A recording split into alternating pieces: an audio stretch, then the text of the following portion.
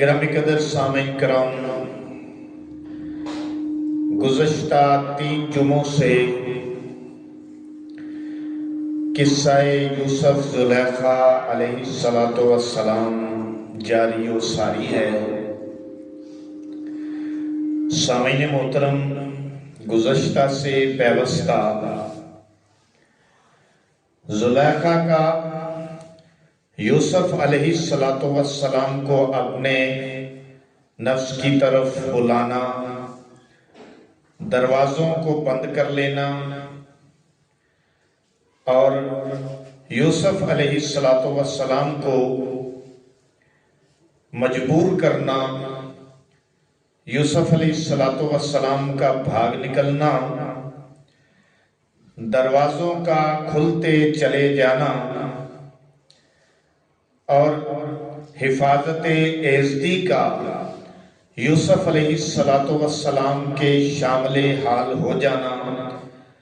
اور برہان اور دلیل یوسف علیہ السلام کو دکھا دینا اور زلیخا کا پیچھے بھاگتے ہوئے یوسف علیہ السلام کا قمیص پیچھے سے پکڑ کر کھینچنا تاکہ یوسف کو اپنی طرف کھینچ سکے، لیکن یوسف کا بچ نکلنا مگر قمیص کا پھٹ جانا، اور پھر جب سب کوٹھڑیوں سے، سب کمروں سے، تمام رومز سے یوسف علیہ السلام اور زلیخا بھاگتے ہوئے باہر نکلے تو پھر وہاں پہ زلیخا کے خاوند اور کسی اور رشتہ دار کا وہاں موجود ہونا، اور پھر اس کی یہ تجویز کہ خود ہی زلیخا نے یوسف علیہ السلام کو پھانسنے کی کوشش کی اور انہیں ان کے نفس سے پھسلانا چاہا، مگر خود ہی اپنا انداز بدل دیا اور انداز بدل کر یوں کہنا کہ تیری بیوی کے ساتھ، اپنے خامد سے یوں کہنا کہ تیری بیوی کے ساتھ جو غلط ارادہ کرے اس کی سزا کیا ہو، پھر خود ہی سزا کا تجویز کر لینا کہ یوسف علیہ السلام کے لیے جیل خانے کی سزا کا تجویز کرنا یا سخت قسم کی سزا دینا، یوسف علیہ السلام کا اپنی پاک دامنی کے حق میں اور اس الزام کے خلاف بول اٹھنا کہ میں نے نہیں اسے کچھ کہا، اس نے ہی مجھے اپنی طرف مائل کرنا چاہا ہے، اور پھر وہاں موجود شخص کا یا گود میں موجود بچے کا گواہی دینا کہ دیکھو اگر قمیص آگے سے پھٹی ہوئی ہے تو پھر یوسف قصوروار ہے، اور اگر قمیص پیچھے سے پھٹی ہوئی ہے تو پھر یہ عورت یعنی زلیخا قصوروار ہے۔ تو جب دیکھا کہ قمیص پیچھے سے پھٹی ہوئی ہے تو پھر زلیخا کے خامد کا زلیخا کو تنبیہ کرنا اور اس کو توبہ اور استغفار کی تلقین کرنا اور اسے خطا کار ڈکلیئر کرنا۔ اب یہ گزشتہ سے پیوستہ سٹوری تھی جس کو میں اب آگے لے کر چل رہا ہوں کہ جب یہ ہو گیا، جب یہاں تک بات پہنچ گئی تو اب تو بات جو تھی وہ پورے شہر کے اندر ہوا کی طرح عام ہو گئی، جنگل کی آگ کی طرح پھیل گئی کہ شہر بھر میں عورتیں گفتگویں کرنے لگی، حالانکہ بات کو تو چھپایا تھا اور زلیخا کے خاوند نے کہا تھا مٹی پاؤ، ڈانٹ ڈپٹ کر دی تھی زلیخا کو، لیکن کہا تھا مٹی پاؤ، بات کو تو چھپایا تھا، لیکن یہ باتیں کہاں چھپتی ہے؟ وہ ہمارے پنجابی میں بھی محاورہ ہے کہ عشق تے مشک نہیں چھپ دے، تو یہ باتیں چھپتی نہیں، لہذا یہ بات بھی نہیں چھپی اور پورے شہر کے اندر یہ بات پھیل گئی۔ اب عورتیں گھر گھر منہ جوڑ رہی ہیں اور آپس میں باتیں کر رہی ہیں، بند کر دیے، آپس میں باتیں کر رہی ہیں کہ دیکھو یہ اتنی بڑی عورت ہے اور اتنی عزت دار گھر میں اس کا قیام ہے، گھر سے تعلق رکھتی ہے، تو یہ اپنے غلام پر اپنے نوکر پر عاشق ہو گئی ہے، اپنے نوکر پر ریجھ گئی ہے۔ تو پورے شہر میں یہ باتیں ہو رہی تھی۔ اب جب زلیخا تک یہ باتیں پہنچی تو اس نے عورتوں کو بلا بھیجا، اس نے ایک دعوت تیار کی اور دعوت نامہ جو ہے وہ شہر بھر کی عورتوں میں تقسیم کر دیا۔ اور سب عورتیں تو نہیں ہوں گی نا، لیکن جو ان کے متعلقہ ہوں گی، وزیروں مشیروں کی ہوں گی نا، بڑے بڑے عمراء کی ہوں گی نا، اور بڑے بڑے جو ہے وہ سرداروں کی ہوں گی نا، تو وہ عورتیں تھیں جو باتیں کر رہی تھیں، تو ان کو دعوت پہ بلایا۔ اور بلانے کا مقصد ان کو پریکٹیکلی یہ ثابت کرنا تھا کہ جس آدمی پر، جس غلام پر میں عاشق ہو گئی ہوں، میرا دل جس پہ آ گیا ہے، میں جس پہ ریجھ گئی ہوں، وہ ایسے کوئی معمولی نہیں ہے۔ دیکھو تو صحیح آ کے، تم بھی اس کا جلوہ دیکھو، تمہیں پتہ چل جائے گا۔ چنانچہ قرآن کیا کہتا ہے؟ بسم اللہ الرحمن الرحیم وقال نسوة فی المدینة امرأة العزیز، اور وہ عورتیں، شہر کی عورتیں، انہوں نے کہا، باتیں کرنے لگیں کہ عزیز کی بیوی، امرأۃ العزیز۔ یہاں یاد رکھیے کہ قرآن نے کہیں بھی نام زلیخا نہیں کہیں بھی بیان کیا، جہاں بھی ذکر آیا امرأۃ العزیز کا آیا ہے کہ عزیز مصر کی بیوی۔ تو قرآن کہتا ہے وَقَالَ نِسْوَةٌ فِي الْمَدِينَةِ، اور کہا ان عورتوں نے جو شہر کی عورتیں تھیں، امرأۃ العزیز تراود فتاہا، عزیز مصر کی بیوی اپنے غلام پر عاشق ہو گئی ہے، اسے پھسلانا چاہتی ہے۔ کس طرح پھسلانا چاہتی ہے؟ تراود فتاہا عن نفسی، اپنے نفس کی طرف اسے مائل کرنا چاہتی ہے۔ قد شغفہا حبا، اس کے دل میں اس کی محبت گھر کر گئی ہے، یعنی اس کے غلام کی، کس کی طرف اشارہ؟ یوسف علیہ السلام کی طرف، کہ اس غلام یعنی یوسف علیہ السلام کی محبت زلیخا کے دل میں گھر کر گئی ہے، اسے اپنی طرف مائل کرنا چاہتی ہے۔ یہ بات پورے شہر کے اندر جنگل کی آگ کی طرح پھیل گئی ہے۔ تو کہتی ہیں اِنَّا لَنَرَاهَا فِي ضَلَالٍ مُبِينٍ، بے شک ہم اس عورت کو کھلی ہوئی گمراہی میں دیکھ رہی ہیں، یہ سری غلطی کر رہی ہے۔ دیکھو نہ کتنے بڑے خاندان سے تعلق رکھتی ہے، وزیر زادی ہے، لیکن اپنے غلام پر ریجھ گئی ہے، سٹیٹس بھی کوئی نہیں، عمر کی جو ہے ایکویلٹی بھی کوئی نہیں، عمر بھی تو برابر نہیں۔ ایک بڑی عمر کی عورت ہے نا، ایک جوان عورت ہے، وہ تو بچہ ہے، عمر بھی برابر کوئی نہیں، عمر میں بھی وہ بہت کم ہے، یعنی وہ لڑکا عمر میں بھی بہت کم ہے، وہ غلام عمر میں بھی بہت کم ہے، سٹیٹس بھی کوئی نہیں ہے، وہ غلام ہے، وہ مالکہ ہے، لیکن اس کے باوجود اپنے غلام کو اپنی طرف مائل کرنا چاہتی ہے۔ وہ عورتیں کہتی ہیں ہم تو یہ سمجھتی ہیں کہ زلیخا غلط کر رہی ہے، اسی طرح سمجھ رہی ہیں کہ غلط ہے۔ اب زلیخا تک یہ بات پہنچ گئی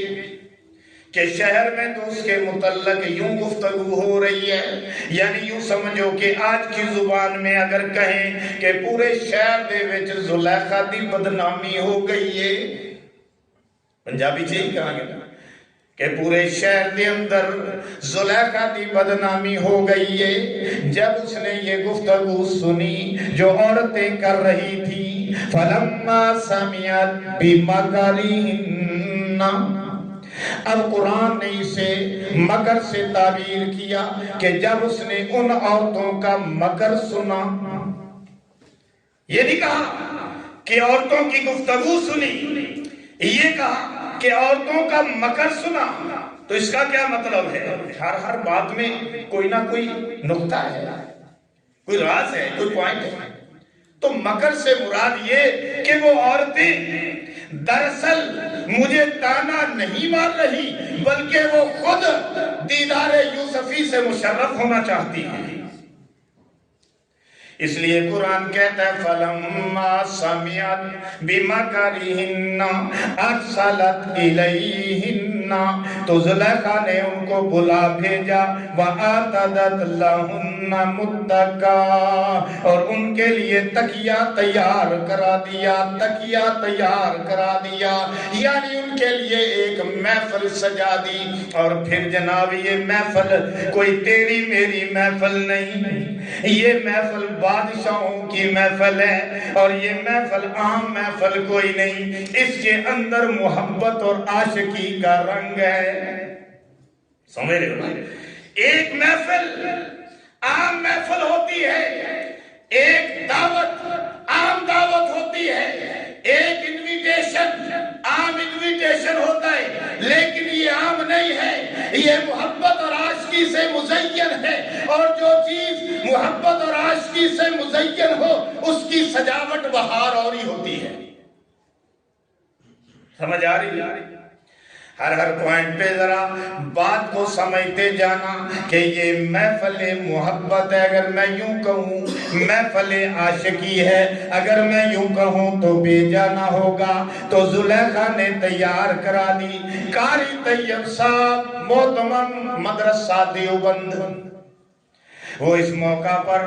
بڑی لمبی چوڑی گفتگو فرماتے ہیں۔ وہ کہتے ہیں کہ بادشاہ زادی کی محفل تھی اور اس میں قسم قسم کے کھانے چنے گئے تھے، اعلیٰ دسترخوان لگائے گئے تھے، بہترین قالین بچھائے گئے تھے، اعلیٰ قسم کے ریشمی پردے لٹکائے گئے تھے،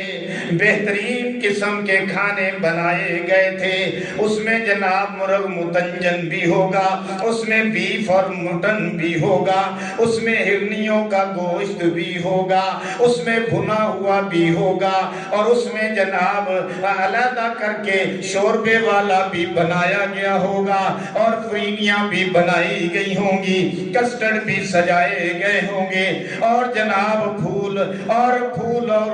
خوشبوئیں بھی مہکائی گئی ہوں گی، پھر قسم قسم کے پھل فروٹ بھی منگائے گئے ہوں گے، اور جناب وہ دسترخوان پر بڑے سلیقے سے چن دیے گئے ہوں گے۔ آپ بھی محسوس کرتے ہیں نا، ایک دعوت عام ہوتی ہے، ایک غریبوں کی دعوت ہوتی ہے، ایک غریبوں کا ولیمہ ہوتا ہے، ایک عمراء کا ولیمہ ہوتا ہے، ایک وزراء کا ولیمہ ہوتا ہے، ایک جناب اس سے بھی بڑے بادشاہوں کے ولیمے ہوتے ہیں، ان کی دعوتیں ہوتی ہیں۔ فرق ہوتا ہے کہ کوئی نہیں ہوتا؟ ایک آپ دعوت کرتے ہیں کہ جناب ولیمہ کرنا ہے تو چلو جناب میدان دے اندر ٹینٹ لا دیو، ایک جناب تسی کہندے ہو تھوڑا جا بندہ اوپر جاندہ ہے، کہتا نہیں یار ولیمہ کرنا ہے، چلو جناب علی چودی والا حال بک کرا لو، ایک کہندہ ہے نہیں ولیمہ کرنا ہے تو جناب عارف والے دا کوئی اچھا حال بک کرا لو، کوئی کہندہ ہے نہیں ولیمہ کرنا ہے سائی وال دا کوئی حال بک کرا لو، کوئی کہندہ ہے سائی وال دے اندر حال عام نہیں مارکی بک کرا لو، کوئی کہتا نہیں ایتھے میں نہیں کرنا، لاہور دے یا فیصل آباد دے کوئی حال بک کرا لو۔ جس قسم دا ولیمہ ہوئے گا، جس قسم دی دعوت ہوئے گی جناب اسی قسم دے، اور جس قسم دا ہوٹل ہوئے گا، جس قسم دی مارکی ہوئے گی اسی قسم دے کھانے بھی پیش کیتے جان گے۔ لوگ جناب کاراں بک کرا کے تے بڑی دور دور انہاں دعوتاں دے واسطے جاندے نے۔ اے زلیخا دی دعوت تسی تصور نہیں کر سکتے کہ یہ کس قسم دی دعوت ہوئے گی، کوئی کمی نہیں چھڑی ہوئے گی، کوئی کمی بھی نہ کوئی کھان دے اندر، نہ پین دے اندر، نہ بیٹھن دے اندر، نشست و برخاست دے اندر بھی نہیں، کوئی کمی نہیں چھڑی۔ دعوت سجا دیتی گئی، کھانے لگا دیتے گئے، پھل فروٹ منگا دیتے گئے۔ اس عالم دے اندر ایک کم اور زلیخا نے کیتا، شاید ان دی پلاننگ ہوئے لیکن شاید بغیر پلاننگ تو نے کیتا ہوئے۔ ہر عورت دے ہاتھ دے اندر جس وقت وہ کھان واسطے بیٹھیاں نے انہاں نو ایک ایک چھری بھی بہترین قسم دی پکڑا دیتی گئی۔ قرآن کی کہہ رہے ہیں، قرآن کہہ رہے ہیں فلما سمعت بمکرہن، جب زلیخا نے ان کا مکر سنا، ان کی یہ پلاننگ تے منصوبہ بندی، پلاننگ اور منصوبہ بندی سنی، ارسلت الیہن، انہیں بلا بھیجا، وآتت لہن متقا، ان کے لیے ایک دعوت تیار کیا، وآتت کل واحدۃ منہن سکینہ، اور ان میں سے ہر ایک چھری پکڑا دی، وقالت اخرج علیہن، اور چھری جب ان کو پکڑائی تو این اسی اسنا کے اندر، این اسی لمحے میں، این اس مومنٹ کے اندر یوسف علیہ السلام جو ساتھ والے کمرے میں موجود تھے، حضرت تصور کرو کہ یہ حال ہے، یہاں دعوت سجائی گئی ہے، یہ حال ہے دعوت کے لیے،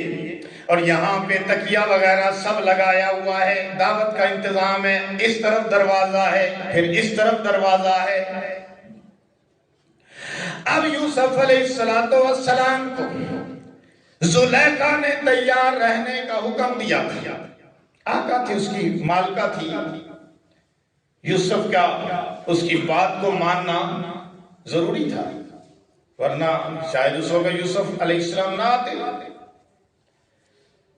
این اس وقت جب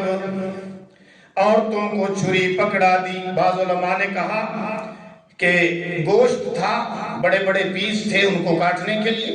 بعض نے کہا کہ پھل فروٹ، سنترا وغیرہ، سیب وغیرہ، انار، مختلف قسم کے پھل تھے ان کو کاٹنے کے لیے چھری پکڑا دی۔ اب چھریاں ہاتھوں کے اندر ہیں، عورتوں کے ہاتھوں میں چھریاں ہیں، کھانے کھا رہی ہیں، پھل کاٹ رہی ہیں، اور ادھر زلیخا نے اسی لمحے میں یوسف علیہ السلام کو حکم دیا، وقالت اخرج علیہن، کہنے لگی یوسف ذرا ان کے سامنے تو آؤ، ذرا ان کے سامنے تو آؤ، ان کو اپنا جلوہ تو دکھاؤ، کہو سبحان اللہ۔ یار انہیں بھی چپ نہ ہو کہ وہ بھی میرا سارا زور لگی جا رہے، اگر بکری جانو گئی تو کھان والے نو سواد ہی نہ آ رہے۔ ٹھیک ہے سٹوری تو بڑی دلچسپ ہے، پر جس وقت میں بریک لاؤں اس لیے سبحان اللہ تو آکھ دیا کرو نا۔ تو کیا کہتا ہے قرآن؟ قرآن کہتا ہے وَقَالَتِ اخْرُجْ عَلَيْهِمْ، قرآن کہتا ہے کہ زلیخا نے کہا یوسف ان کے سامنے ذرا آ جاؤ، ان کو اپنا جلوہ تو دکھا جاؤ۔ فَلَمَّا رَأَيْنَهُ أَكْبَرْنَاهُ، جب یوسف ان کے سامنے آئے، یوسف پردہ کیا کرتے تھے نا، اور ایسے منہ پہ پردہ تھا، تو کمرے سے ساتھ والے کمرے سے نکلے ہیں، اور ان عورتوں کے سامنے جب آئے ہیں تو ایسے اپنے نقاب کو یا رومال کو ایسے چہرے سے ہٹایا ہے تو یوں لگا ہے کہ جیسے جو ہے وہ گھر میں سورج نکل آیا ہے، اتنا حسن تھا، کمال تھا۔ میرے اور آپ کے نبی امام الانبیاء محمد رسول اللہ صلی اللہ علیہ وسلم جب معراج پر تشریف لے گئے تو فرمایا کہ میری ملاقات یوسف علیہ السلام سے ہوئی ہے، اور یوسف وہ آپ خود فرما رہے ہیں، فرمایا وہ یوسف کہ جس کو اللہ نے ساری کائنات کا آدھا حسن عطا فرمایا تھا۔ لیکن میں اس موقع پہ کہتا ہوں کہ اللہ نے یوسف علیہ السلام کو آدھی دنیا کا حسن عطا فرمایا، لیکن میرے اور آپ کے نبی امام الانبیاء کو اللہ نے اپنے محبوب کو ساری دنیا سے بڑھ کر حسن عطا فرمایا۔ آدھی دنیا کا حسن کہاں اور ساری دنیا کا حسن کہاں؟ اگر میں یوں کہوں تو بے جانا ہوگا کہ زمین کا حسن ایک طرف، میرے پیغمبر کا حسن ایک طرف، نباتات و جمادات کا حسن ایک طرف، میرے پیغمبر کا حسن ایک طرف، پہاڑوں کا، گلزاروں کا، بہاروں کا حسن ایک طرف، میرے پیغمبر کا حسن ایک طرف، پتھروں کا، دریاؤں کا، سمندروں کا، جھرنوں کا، آبشاروں کا حسن ایک طرف، میرے پیغمبر کا حسن ایک طرف، بارش کا، قطروں کا، گلزاروں کا، خوشبوؤں کا حسن ایک طرف، میرے پیغمبر کا حسن ایک طرف، سورج چاند ستاروں کا حسن ایک طرف، میرے پیغمبر کا حسن ایک طرف، لیل و نہار کا حسن ایک طرف، میرے پیغمبر کا حسن ایک طرف، لو کا، کرسی کا، عرش کا، جنت کا، ظلمات کا، حوروں کا حسن ایک طرف، میرے پیغمبر کا حسن ایک طرف، ساری کائنات کا حسن ایک طرف، میرے پیغمبر کا حسن ان سے بھی بڑھ گیا۔